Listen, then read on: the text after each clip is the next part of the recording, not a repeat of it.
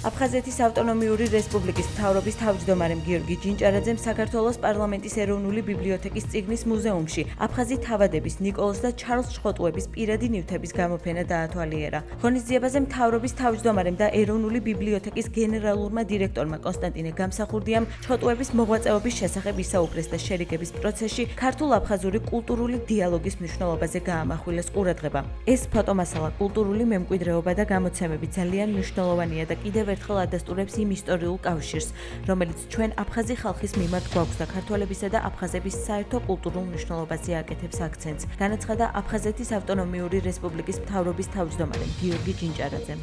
ღონისძიების ფარგლებში აფხაზეთის ავტონომიური რესპუბლიკის განათლებისა და კულტურის სამინისტროსა და საქართველოს პარლამენტის ეროვნულ ბიბლიოთეკას შორის ურთიერთთანამშრომლობის მემორანდუმი გაფორმდა, რომელიც ერთობლივი პროექტის განხორციელების შესაძლებლობას ითვალისწინებს. აფხაზი თავადების საარქივო მასალების საქართველოში ჩამოტანა 2024 წელს აფხაზეთის ავტონომიური რესპუბლიკის მთავრობის, საქართველოს ეროვნული ბიბლიოთეკისა და საზოგადოებრივი მაუწყებლის ერთობლივი ორგანიზებით პროექტის აფხაზური არქივები ფარგლებში განხორციელდა.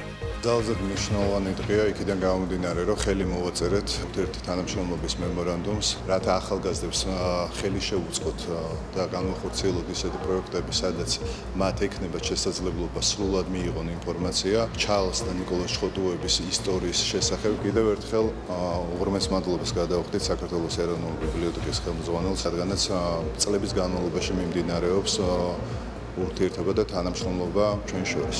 მემორანდუმს უდიდესი მნიშვნელობა აქვს, რამდენადაც ჩვენი ეროვნული ბიბლიოთეკა არის ეროვნული მეხსიერების შემნახველი და ის, რაც ამ არქივებშია შენახული, ოდესმე აუცილებლად ძალიან მნიშვნელოვან როლს ითამაშებს, რაც შეეხება საქართველოს ტერიტორიულ გამთლიანებას.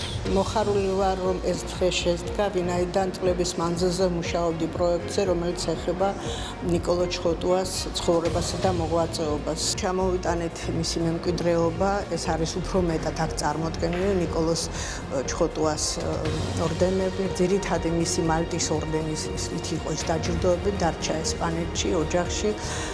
და შეიძლება რამოდენიმე წლის მერე ეს ორდენიც ვიხილოთ საქართველოში.